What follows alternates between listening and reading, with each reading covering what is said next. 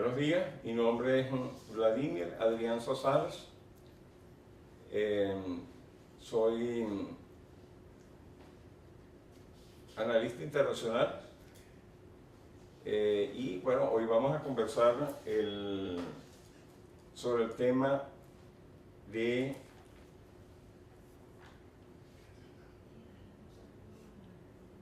en el Seminario de Paz y Autodeterminación, para la Universidad de Panamá y el Instituto de Altos Estudios Diplomáticos Pedro Gual. El multilateralismo versus el unilateralismo en el marco del nuevo orden mundial. Bueno, lo primero que podemos decir es que el mundo en el siglo XX partió, sobre todo del 45 hacia acá, en un orden bipolar. Ese orden bipolar conllevó a la determinación clara de las áreas de influencia de dos grandes potencias en el mundo, que fue los Estados Unidos por una parte y todo lo que fue el bloque occidental, y la Unión Soviética y todo lo que fue el bloque oriental.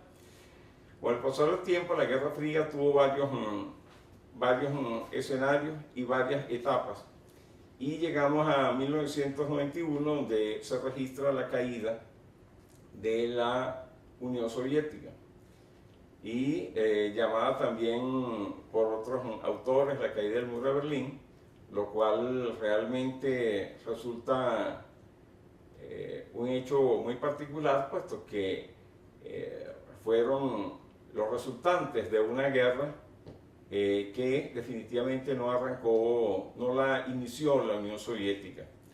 cuando la Unión Soviética fue quien de verdad tuvo en términos de la Segunda Guerra Mundial que derrotar al Tercer Reich. Pero viéndonos allá en los años 90, se cae la Unión Soviética y emerge un mundo unipolar, un mundo liderizado por los Estados Unidos, en el cual recordamos lo que dijo George Bush, padre, que el mundo la historia en teoría le había dado el apoyo, el aval a los Estados Unidos en su forma de ver el mundo. Evidentemente, los Estados Unidos empieza a conformar a partir de allí el concepto del nuevo siglo americano. Y ese nuevo siglo americano, en teoría, por no haber ninguna otra potencia que enfrentara a los Estados Unidos, realmente conllevaba a que los Estados Unidos prácticamente no solamente iba a ser el policía del mundo, sino el hegemón del mundo. En otras palabras, en el mundo se iba a hacer prácticamente lo que Washington destinara para hacer, y no solamente lo que Washington destinara para hacer, sino lo que el capitalismo a nivel internacional, sobre todo por la corporatocracia que ya existía para ese momento, indiscutiblemente iba a definir el contexto de la realidad económica y política mundial. Todo giraba en ese momento todavía en función de las normas y directrices del Fondo Monetario Internacional y de la política exterior de los Estados Unidos. Sin embargo, con el pasar del tiempo, van emergiendo en el mundo dos países como potencias regionales que hoy en día le disputan el liderazgo global a los Estados Unidos. Esos países son la Federación Rusa, que se levanta a partir de la caída de la Unión Soviética, y del conjunto de cambios que se suceden ahí, primero con lo que fue el tiempo de Boris Yeltsin, donde hay prácticamente una entrega de la soberanía de la nación rusa, y luego con los tiempos de Vladimir Putin y Dmitry Medvedev al frente de esa nación, los cuales le han permitido, pese a todos los embates internacionales, levantarse de aquella debacle que significó la caída del orden anterior. Todo eso nos lleva a nosotros a una situación que es la situación actual, y esa situación actual definitivamente estamos viendo un mundo en el que tres grandes potencias en las grandes ligas, por decirlo así, se disputan el liderazgo internacional. Y una potencia en decadencia, que es los Estados Unidos, hoy en día con muchas mermas en su aparato económico, su influencia política y por supuesto su ascendencia internacional. Y por otra parte, dos potencias regionales que se perfilan como potencias mundiales nuevamente, que son la que son la República Popular China y la Federación de Rusia. Todo esto, hablamos de dos concepciones que son diferentes. Por una parte, los Estados Unidos en su visión unipolar, intentando mantener aquellas cosas que fueron producto de la caída, del tiempo de la caída de la Unión Soviética, en el cual los Estados Unidos tuvo mucho que ver en esa situación, y sobre todo intentando mantener las políticas convertidas en doctrinas de los Estados Unidos, como por ejemplo el caso de lo que fue la doctrina Wolfowitz. En su momento, el señor Paul Wolfowitz, como todos sabemos, un neoconservador que hablaba de la supremacía mundial de los Estados Unidos, y quien formuló el concepto en los libros y manuales de la doctrina conservadora de los Estados Unidos, de decir: nuestro primer objetivo es prevenir el resurgimiento de un nuevo rival que represente una amenaza parecida a la planteada anteriormente por la Unión Soviética, tanto en el territorio de la antigua Unión Soviética como en cualquier otro lugar. Esta ejemplificación, este concepto, es el que es conocido generalmente como la doctrina de Wolfowitz, y es una doctrina que indiscutiblemente regió varias de las acciones en política exterior que desarrollaron los Estados Unidos, y es una doctrina que ha sido desempolvada recientemente por el presidente Donald Trump. Y Donald Trump, en vista de que el eslogan de campaña de Donald Trump ya en 2016 se constituyeron en dos elementos fundamentales para definir lo que es el America First, o sea, los Estados Unidos de primero, y el Make America Great Again, y ese hacer a los Estados Unidos grande de nuevo, lo cual supone que no lo es de alguna forma, por lo menos desde la expresión de Donald Trump. Ese Make America Great Again y America First se ve altamente relacionado con lo que es la resurrección o el reflotamiento del concepto de la doctrina Wolfowitz. Y esa doctrina Wolfowitz básicamente es la que ha hecho que los Estados Unidos haya roto con un conjunto de acuerdos internacionales en materia de diferentes tratados para el libre comercio y lo que es la amplitud de mercados en el mundo, y prácticamente haya adoptado una posición que es básicamente una posición muy conservadora y muy protectora de lo que es el interés directamente de la nación estadounidense. Es bien sabido que buena parte de las empresas de los Estados Unidos, las grandes corporaciones,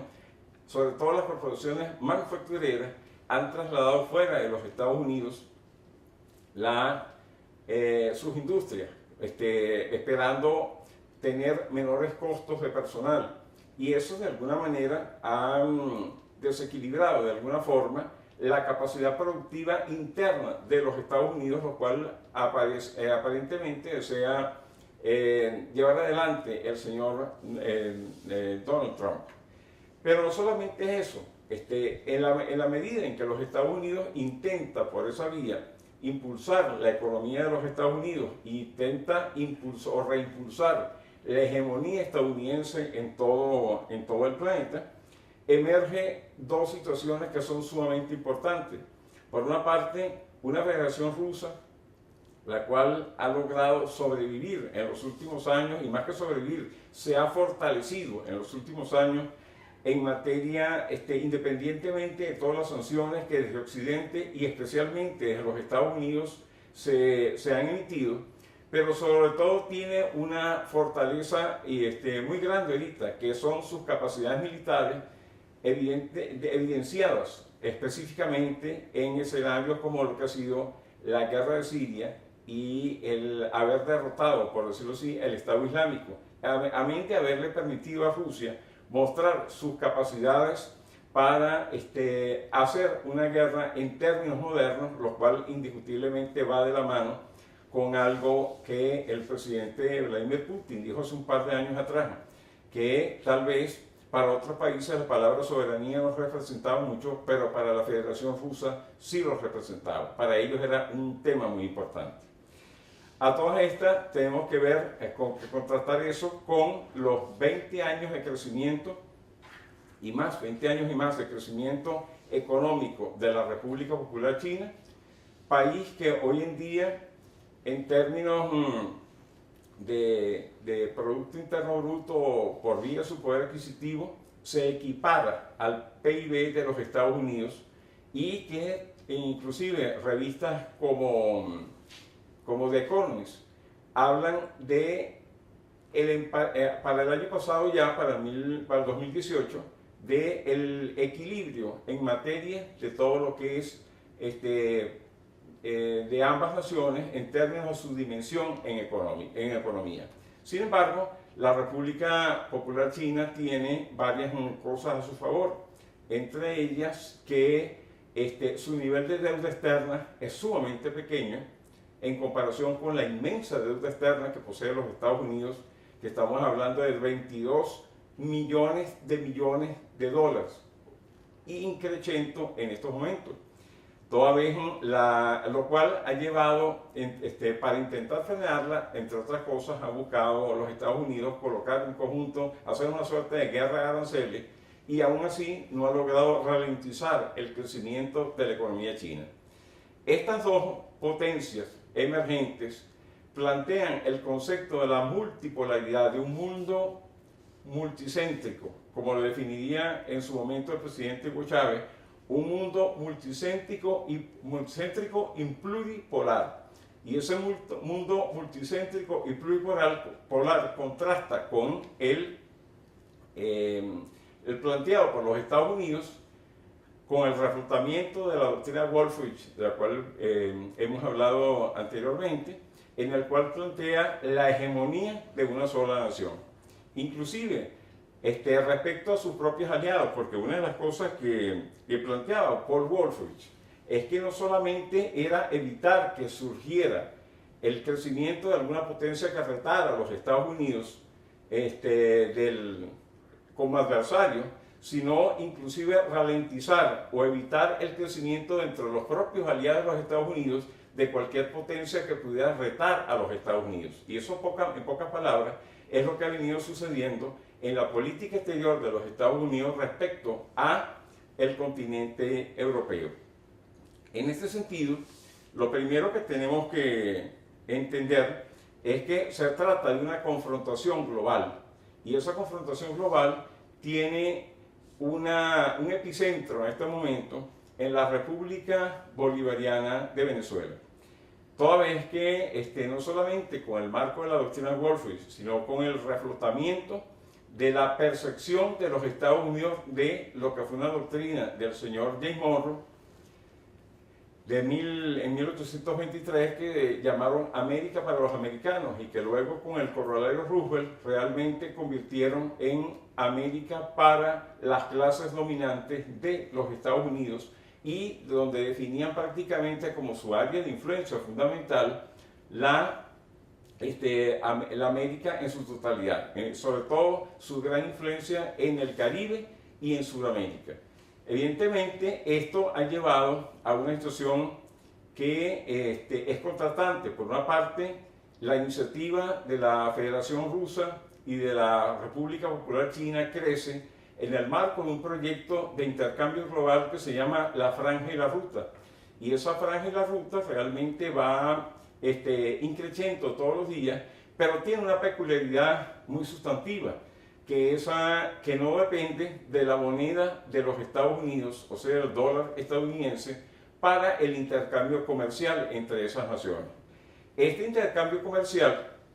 indiscutiblemente se va a hacer en el caso de la franja y la ruta, de los países que participarán y participan en la franja y la ruta, en las monedas de esos países, teniendo una gran fortaleza hoy en día con el yuan oro, que se perfila desde la bolsa de Shanghái como una moneda que pudiera reemplazar evidentemente el grueso de transacciones que todavía quedan en manos del dólar estadounidense. Por otra parte, tenemos que ver el caso de la Unión Europea,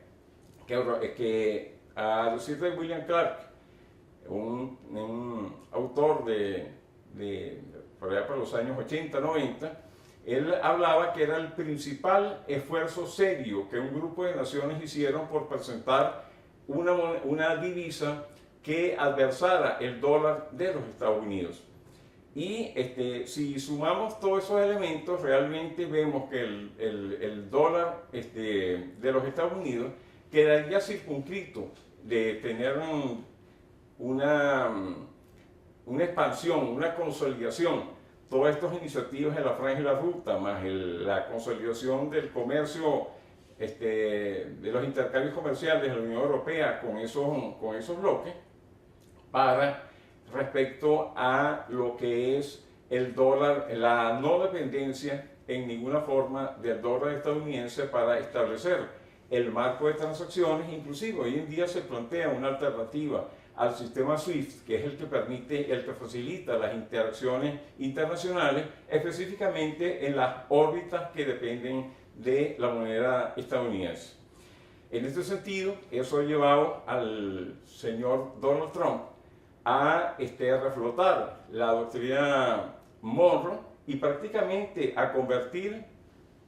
a la América Latina, intentar convertir en América Latina con el apoyo de las clases dominantes y los gobiernos de derecha de América Latina en su área predilecta de influencia,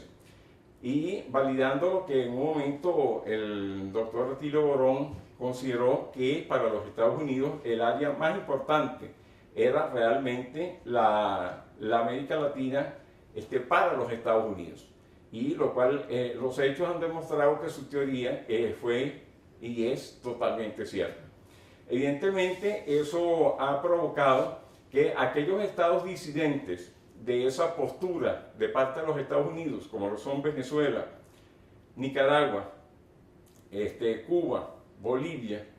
evidentemente estén en el ojo de la política exterior de Washington, que antes hacía con igual saña, pero con un poco más de moderación en las apariencias. Sin embargo, ahora, evidentemente, no ha habido moderación ninguna, toda vez que en el ataque específicamente a Venezuela para la desestabilización del gobierno electo por los venezolanos, el gobierno del presidente Nicolás Maduro Moros hoy en día, o antes del presidente Hugo Chávez, se ha visto, y específicamente ahora se ha visto sumamente claro, la injerencia de los Estados Unidos, no solamente dicha por funcionarios de segundo orden, sino por funcionarios como el propio presidente Donald Trump, el vicepresidente Mike Pence y otros personajes como Mike Pompeo y John Bolton, y el último en el caso de Elliot Abrams, una persona que hasta llevó cárcel por todos los problemas que en su momento estuvo metido en el marco de desestabilización de los años 80 y 90 en Nicaragua. Y esos son los principales actores actualmente de una política cuyo objetivo es derribar el gobierno de la República Bolivariana de Venezuela. Venezuela hoy en día que es partidaria por el legado del presidente Hugo Chávez de un mundo multicéntrico y pluripolar, de la independencia, porque está debidamente reflejado en nuestra Carta Magna, hace grandes esfuerzos por combatir el ataque descarado, artero y continuado de la política exterior de los Estados Unidos con la idea de derribar el gobierno de Venezuela. Los venezolanos hacemos votos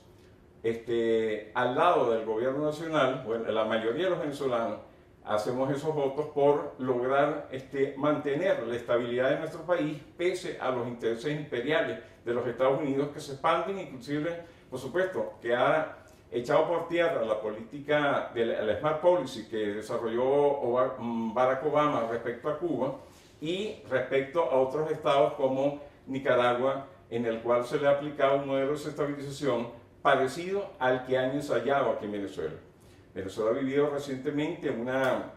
arremetida en su sistema eléctrico que ya es evidente a nivel del mundo que fue originada y desarrollada por los Estados Unidos en conjunción con algunos factores aquí en el país. Y donde lo que es el espectro electromagnético forma parte de las armas que se han usado para la desestabilización de nuestro sistema eléctrico con el motivo de desestabilizar el gobierno nacional y por supuesto tomar control de un país que posee las mayores reservas de petróleo del mundo, inmensas reservas de gas, el cuarto país en la Tierra, que posee un conjunto de recursos naturales y que, como dijo Condoleezza Rice en su momento, da el mal ejemplo hacia América Latina en términos de defender su independencia y su soberanía. Además de eso, Venezuela es un país que tiene un conjunto de empresas que están en manos del Estado, las cuales son, a decir de lo que expresó John Bolton en estos días, de alto interés para los Estados Unidos. Así que en este momento Venezuela constituye un teatro de operaciones de lo que es la confrontación entre ese mundo unipolar que pretende preservar los Estados Unidos de América, las clases dominantes que dirigen a los Estados Unidos de América como área de salvación para la economía del dólar, y por otra parte un mundo multipolar en el que Venezuela,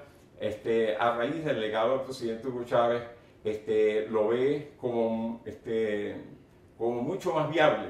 para lo que es él, utilizando palabras del Libertador, para el equilibrio del universo, es decir, para el equilibrio del mundo y para un nuevo relacionamiento entre todos los países de la Tierra.